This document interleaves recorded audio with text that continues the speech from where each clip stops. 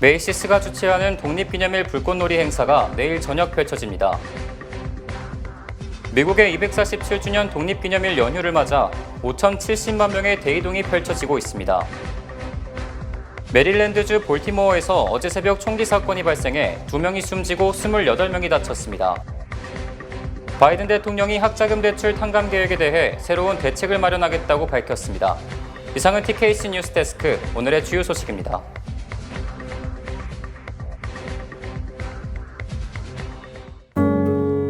아름다운 제품에서부터 아름다운 사회를 만들기까지 키스는 뉴욕에서 시작하여 현재는 전 세계 12,000명의 직원들과 함께 끊임없이 도전하는 기업입니다. 사람을 생각하고 존중하는 기업. 키스는 한인들이 사회의 주인공이 될 수 있도록 든든한 버팀목이 되겠습니다. 글로벌 뷰티 기업 키스.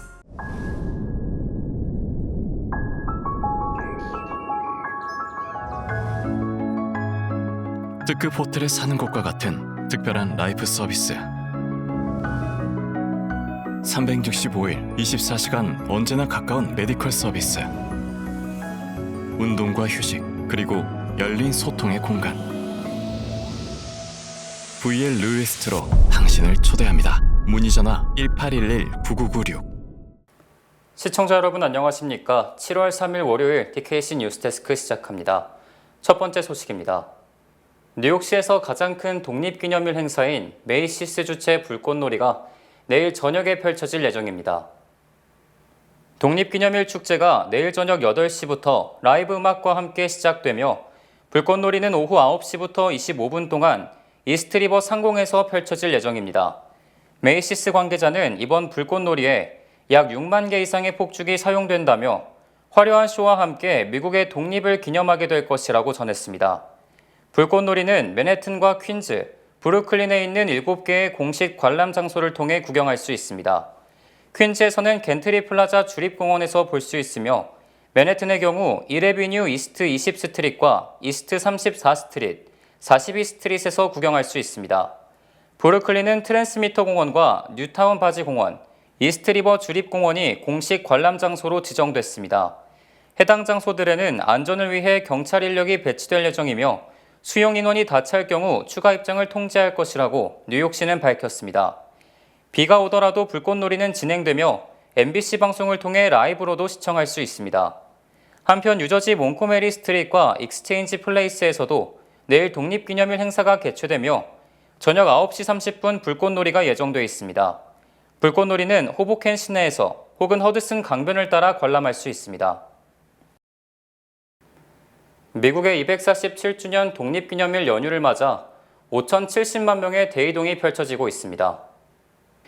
독립기념일 연휴에 50마일 이상 여행길에 나서는 미국민들이 사상 처음으로 5천만 명을 넘어서 5,070만 명으로 역대 신기록을 세우고 있는 것으로 미국 자동차협회는 예측했습니다. 올해 독립기념일 5,070만 명의 여행객들은 지난해 신기록이었던 4,870만 명보다 200만 명, 4.2%가 늘어난 것입니다. 이는 또 팬데믹 직전인 2019년에 4,900만 명을 훨씬 넘어서는 것이어서 완전히 회복됐음을 보여주고 있습니다. 그 가운데 대다수를 차지하는 4,320만 명은 자동차 여행객들로 전년보다 2.4% 늘어나며 역시 신기록을 세우고 있습니다. 메릴랜드주 볼티모어에서 어제 새벽 총격 사건이 발생해 2명이 숨지고 28명이 다쳤습니다. AP통신에 따르면 이날 오전 0시 30분쯤 볼티모어 남부 브루클린의 주택가인 그레트나 애비뉴에서 총기 난사 사건이 발생했습니다. 당시 현장에는 연례 행사인 브루클린 데이를 맞아 수백 명이 모여 있었던 것으로 전해졌습니다. 볼티모어 경찰은 브리핑에서 괴한의 총격으로 2명이 숨졌고 28명이 다쳤으며 이 중 3명은 중태에 빠졌다고 밝혔습니다. 피해자는 모두 성인이었으며 18세 여성은 현장에서 숨졌고 20세 남성은 병원으로 이송된 직후 사망했습니다. 총격 용의자는 현장을 달아났으며 아직 신원도 확인되지 않았습니다. 경찰은 목격자 진술 등을 토대로 수사에 착수했습니다. 이번 사건은 올해 미국에서 벌어진 337번째 총기 난사 사건입니다. 바이든 대통령이 학자금 대출 탕감 계획에 제동을 건 연방대법원의 결정을 비판하며 새로운 대책을 마련하겠다고 밝혔습니다. 바이든 대통령은 지난주 금요일 백악관에서 긴급 연설을 통해 법원이 헌법을 잘못 해석했다며 학자금 대출 탕감 계획을 중단하려는 대법원의 결정은 잘못됐으며 실수라고 말했습니다. 이어 바이든 대통령은 학자금 대출을 받은 사람들을 위한 싸움을 멈추지 않을 것이라며 나는 오늘 법원의 결정에 부합하는 첫 조치를 발표한다. 우리는 고등교육법에 근거해 교육부 장관이 특정 조건에 있는 학자금 대출을 면제하도록 할 것이라고 밝혔습니다. 바이든 대통령은 새 방식은 더 많은 시간이 걸리겠지만 최선의 방안이며 가능한 빨리 조치에 들어가도록 지시했다면서 이를 통해 수백만 명을 구제할 수 있을 것이라고 설명했습니다. 또 교육부가 12개월 동안 학자금 대출자들을 신용기관에 의뢰하지 않는 재상환 프로그램을 만들 것이라고도 발표했습니다. 그러면서 여러분을 위한 싸움을 멈추지 않을 것이며 가능한 모든 수단을 동원해 여러분이 필요로 하는 학자금 대출 탕감을 이뤄낼 것이라며 법원의 결정을 거듭 규탄했습니다. 바이든 대통령이 새로운 대책 추진 의사를 밝히고 나섰지만 이미 보수 우위의 대법원과 의회에서 제동이 걸린 만큼 상당한 제약이 불가피할 것이라는 전망이 나옵니다. 그레이스맨과 하비에르 베세라 연방보건복지부 장관은 퀸즈 플러싱을 방문해 이민자들의 건강 증진을 위한 언어 지원 프로그램 확대와 건강 서비스 접근성에 대한 필요성을 강조했습니다. 지난달 30일 그레이스맹의 초청으로 하비에르 베세라 연방보건복지부 장관이 플러싱 소재 글로우 커뮤니티 센터를 방문하고 퀸즈 뉴욕시 이민옹호단체의 관계자들과 만나 원탁회의를 가졌습니다. 회의에서는 연방 프로그램 및 의료 시스템을 이용하는 과정에서 영어 외의 언어의 경우 비교적 낮은 접근성을 가지는 서비스에 대해 이민옹호단체들이 경험을 나누며 한계점을 되짚었습니다. 하비에르 베세라 장관은 모든 미국인의 건강과 복지를 향상시키기 위해 일하는 HHS 장관으로서 더욱 적극적으로 이민자들을 위한 언어 지원 프로그램을 개선하겠다고 약속했습니다. 또한 그레이스맹은 재작년 2월 연방정부 기관들이 작성하는 모든 코로나19에 관련된 자료를 다국어로 번역되도록 요구하는 법안을 상정했으며 올해 5월 정신건강인력 및 언어접근법을 재도입해 지역보건소가 영어 이외의 언어에 능통한 자격을 갖춘 보건 전문가를 모집해 고용할 수 있도록 연방기금을 제공하는 새로운 보조금 프로그램을 가동한 바 있습니다. 뉴욕시가 저소득층 시민이 반값으로 대중교통을 이용할 수 있도록 하는 페어페어스 프로그램을 확대 시행할 예정입니다. 뉴욕시는 2023에서 2024 회계연도 예산에서 페어페어스 프로그램에 작년보다 2천만 달러를 늘린 9,500만 달러를 배정했습니다. 이에 따라 반값 대중교통 프로그램을 이용할 수 있는 자격 기준도 당초 연방빈곤선의 100%에서 120%로 높아질 전망입니다. 올해 연방빈곤선은 개인 14,580달러로 4인 가족 기준 3만 달러입니다. 이에 따라 120% 수준인 개인 연소득 17,496달러, 4인 가족 기준 3만 6천 달러 수준까지는 반값 메트로 카드를 지원받을 수 있을 전망입니다.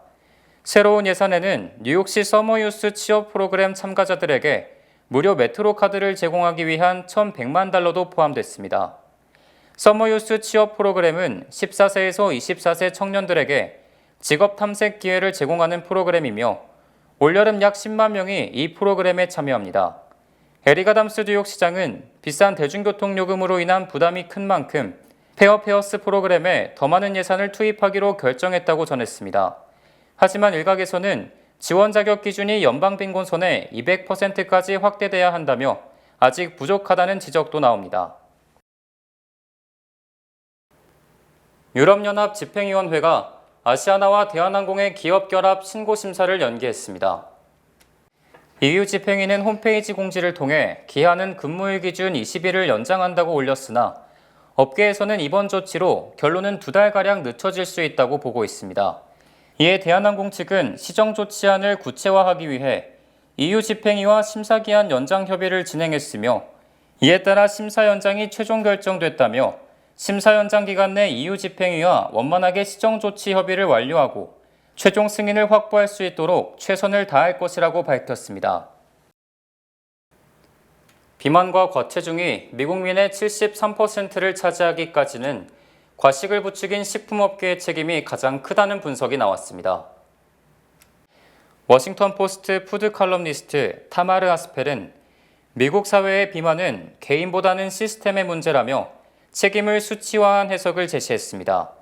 비만에 가장 압도적인 영향을 미치고 있는 주범으로는 식품업계가 지목됐습니다. 수치로 보면 책임의 61%가 이들에게 있다고 보고 있습니다.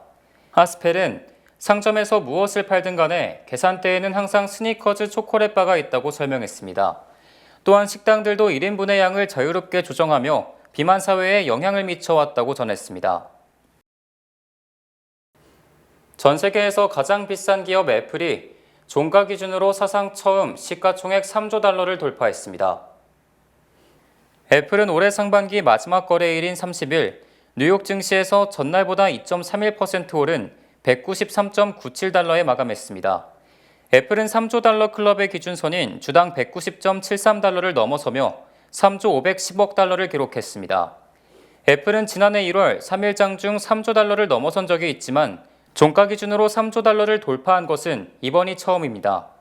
2020년 8월 2조 달러를 처음 넘어선 지 약 2년 10개월 만으로 1조 달러는 2018년 8월 돌파한 바 있습니다. 또 3조 달러 돌파는 1976년 4월 스티브 잡스 등이 애플을 창립한 지 47년 만이며 아이폰이 처음 세상에 공개된 2007년 1월 이후 16년 만입니다. 시총 2위 마이크로소프트의 2조 5,320억 달러보다 약 20%가 더 큰 규모입니다. 월그린이 미국 내 150개 지점을 폐쇄할 전망입니다. 나스닥 상장사 월그린 부츠 얼라이언스는 지난달 27일 산하에 있는 영국 내 300개 부츠 매장과 미국 내 150개 월그린 지점을 내년 안에 폐쇄할 예정이라고 밝혔습니다. 이날 회사 주가는 코로나19 검사 및 백신에 대한 수요 감소로 연간 수익 전망이 하향 조정되면서 9.3%가 급락했습니다. 부츠는 영국에서 가장 많이 볼 수 있는 멀티 드러그 스토어입니다. 월그린 부츠 얼라이언스의 부사장 겸 재무 책임자 제임스 케오는 비즈니스를 보다 단순화하기 위해 포트폴리오 최적화를 가속화하고 있다고 말했습니다. 월그린 최고 경영자는 다른 소매업체와 마찬가지로 우리도 거시환경의 급속한 완화와 보다 신중하고 가치 중심적인 소비자의 영향을 받았다고 밝혔습니다. 알츠하이머 질환의 심각성이 커지고 있는 가운데 홍삼이 65세 이상 노인의 알츠하이머, 치매 예방 효과가 있는 것으로 나타났습니다.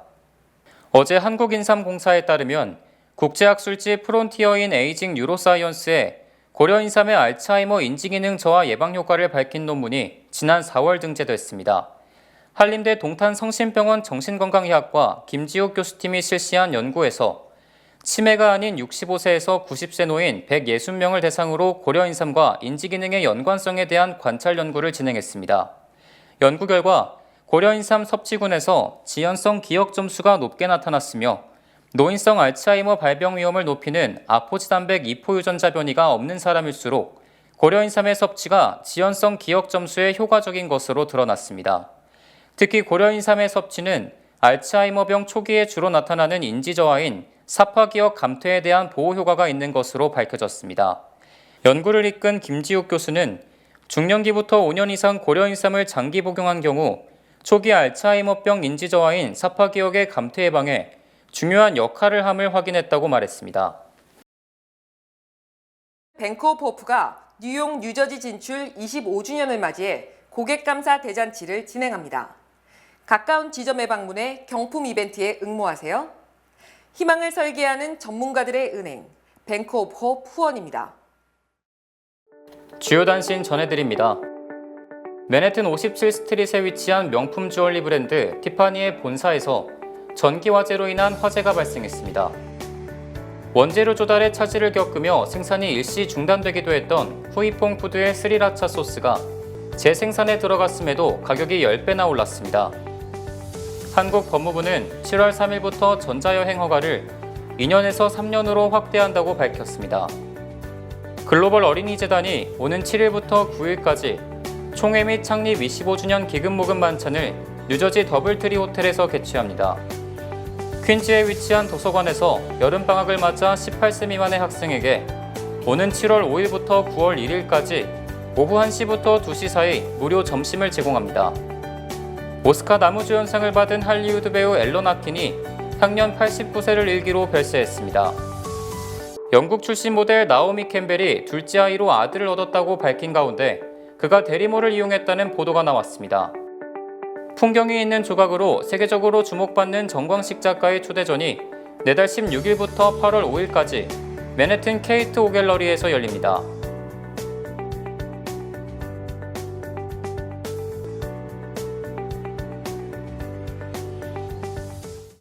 날씨 전해드립니다. 내일은 오전부터 곳곳에 비가 내리는 곳이 있겠으며 저녁은 대체로 맑을 것으로 예상됩니다. 내일 낮 최고 기온은 85도, 밤 최저 기온은 73도입니다. 내일 아침 해 뜨는 시간은 오전 5시 29분, 해 지는 시간은 오후 8시 30분 되겠습니다. 이어서 주간 날씨와 세계 날씨 보내드립니다.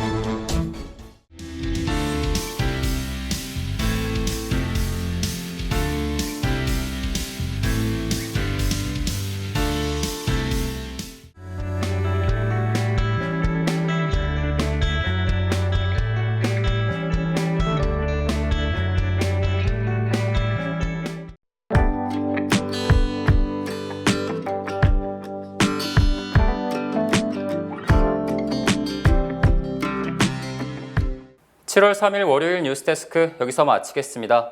시청해주신 여러분 고맙습니다.